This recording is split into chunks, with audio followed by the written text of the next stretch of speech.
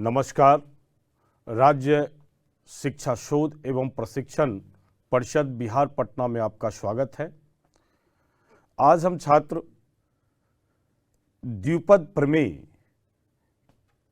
के बहुपद के रूप में प्रसार करने के बाद हम उसके प्रेक्षण को करेंगे और ये सीखेंगे कि उस प्रेक्षण से हमें क्या क्या रिजल्ट प्राप्त हो रहा है।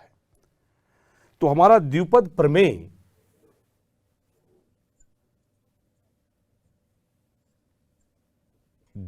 प्रमेय का स्टेटमेंट है a प्लस बी का पावर आप n ले लेंगे, घात n है, equal to nc0 a to power n b to power 0 nc1 a to power n माइनस 1 b का पावर 1 प्लस nc2 a का power n minus 2 b square plus as so on ncn a to power 0 b का power n।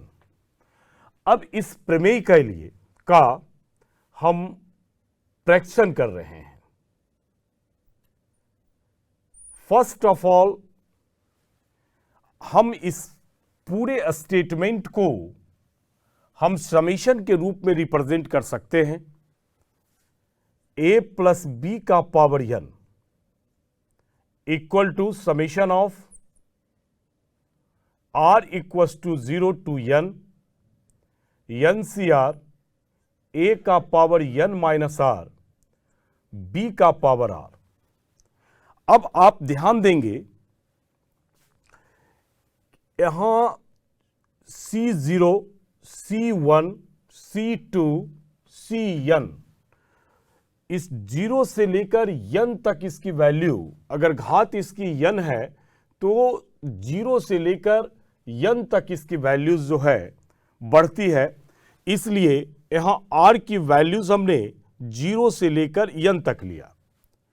जबकि a का power का analysis करेंगे तो n माइनस 1, ये दोनों का डिफरेंस है। n के पोजीशन पर n है, r के पोजीशन पर r है, 1 है, तो दोनों का डिफरेंस है। जैसे n माइनस 2 अगले टर्म में जाएंगे तो n माइनस 3 और लास्ट टर्म में जाएंगे, इसका लास्ट पद को देखेंगे तो n माइनस n अर्थात इसका 0 है। इस प्रकार से हम पूरी डाटा को इस समेशन के रूप में रिप्रेजेंट कर सकते हैं।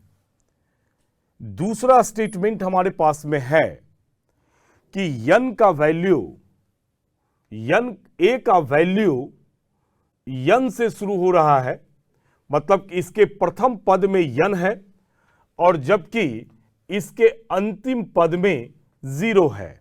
मतलब n इस प्रसार में n का वैल्यू एक क्रम से कम घटते चला जाता है। तो a का मान या a का घात प्रसार में प्रथम पद में n, दूसरे पद में देखेंगे द्वितीय पद में n माइनस 1 और फिर अंतिम पद में और फिर अंतिम पद में 0 हो जाता है।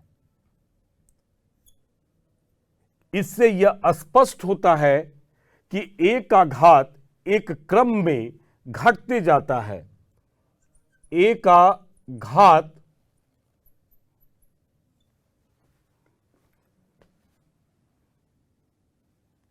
एक क्रम से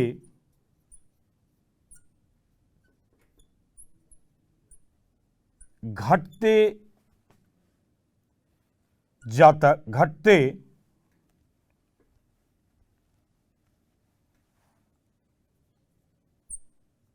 हुए जाता है। अब b के घात को देखते हैं। b का घात शून्य से शुरू होता है, नेक्स्ट टर्म में 1, उसके बाद 2 और अंतिम पद में n। इसका अर्थ है कि n का घात या b का घात एक क्रम से बढ़ते चला जाता है। तो तीसरा स्टेटमेंट आता है कि b का घात प्रसार में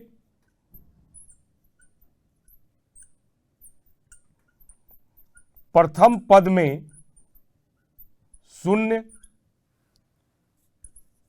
द्वितीय पद में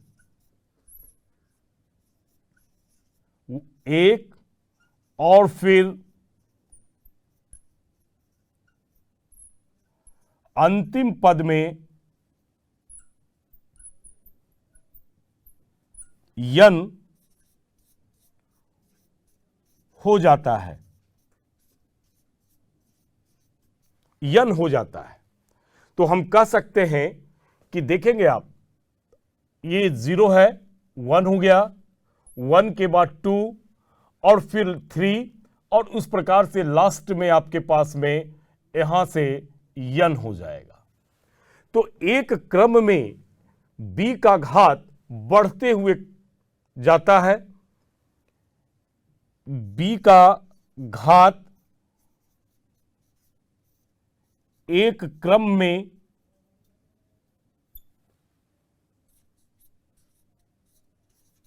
बढ़ता हुआ जाता है। अभी तक सीरीज में हम एक के घात का चर्च कर चुके हैं और एक के घात में देखे हैं कि एक एक वैल्यू, एक एक मान जो है, इसका पावर जो है, एक एक घात जो है इसका घटते हुए जा रहा है और b का घात एक एक बढ़ते हुए जा रहा है। फाइनली अगर इसका सम कर दें, फोर्थ नंबर में इसका योगफल निकालें, a और b के घात का योगफल, जैसे प्रथम पद में देखते हैं। प्रथम पद a का घात n है और b का घात 0 है। हमें a का घात और प्लस b का घात फाइंड करना है। तो प्रथम पद में इसका योगफल n प्लस 0 मीन्स n हो जाता है। उसी प्रकार से आप इसके द्वितीय पद को भी देखेंगे। फिर हम a का घात और प्लस b का घात निकालते हैं। तो द्वितीय पद का योगफल, घात का योगफल n माइनस 1 और प्लस 1। तो फाइनली हमारे पास फिर n आ जाता है। तृतीय पद को देखेंगे, थर्ड टर्म आप उसे कह सकते हैं। तो थर्ड टर्म को देखेंगे, योगफल देखना है। थर्ड टर्म में a का घात और b के घात का योगफल देखना है।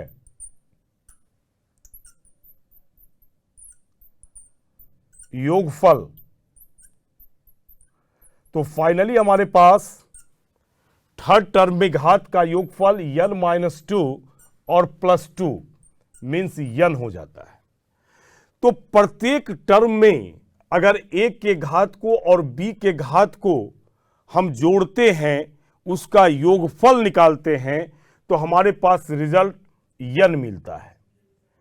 तो ये भी हम अपने एनालिसिस में कलेक्ट करेंगे कि प्रत्येक टर्म में a का घात और b का घात का योगफल n होगा। अब फिफ्थ नंबर में देखेंगे, हम यहां जो यूज कर रहे हैं कॉम्बिनेशन के लिए NC0, NC1, NC2 so on NCN, इसे द्विपद गुणांक के नाम से जानते हैं। NC0 NC1 NC2 so on NCN को द्विपद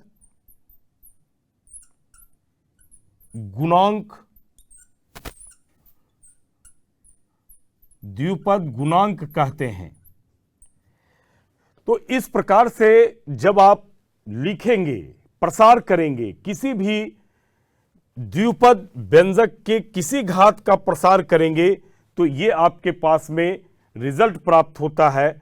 इस रिजल्ट को आप कर देख सकते हैं, किसी भी घात के लिए देख सकते हैं। घात आप 2 रख सकते हैं, घात आप 3 रख सकते हैं, किसी भी घात के लिए आप देख सकते हैं।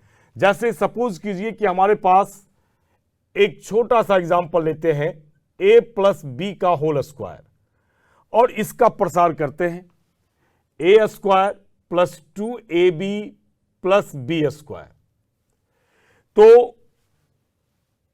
यहां आप देख रहे हैं a और b, यहां b नहीं है तो इसका मतलब उसकी वैल्यूज 1 हो गई है, b का घात जो है 0 है। तो अगर आप जोड़ेंगे, इसके घात को जोड़ेंगे तो 2 + 0 = 2 है। अगर इस टर्म के घात को देखेंगे तो 1 + 1 = 2 है। यहां b² लिखा हुआ है स्टूडेंट, इसका अर्थ है कि a का घात 0 है और इसके घात को 0 जोड़ेंगे तो ये हमारे पास 0 हो जाएगा। अब एक तो टेस्ट हो गया। दूसरा टेस्ट आप कर सकते हैं कि a का घात 2 है प्रथम पद में, द्वितीय पद में 1 है और फिर तृतीय पद में 0 है। इसका अर्थ है कि a का घात एक एक कर घट रहा है, मतलब 2, 2 के बाद 1 और 1 के बाद 0, तो घटते हुए क्रम में जा रहा है। जबकि b का एनालिसिस करेंगे तो b का घात इसमें फर्स्ट टर्म में 0 है, 0 के बाद 1 और 1 के बाद 2। इसका अर्थ है कि b का घात एक क्रम से बढ़ रहा है।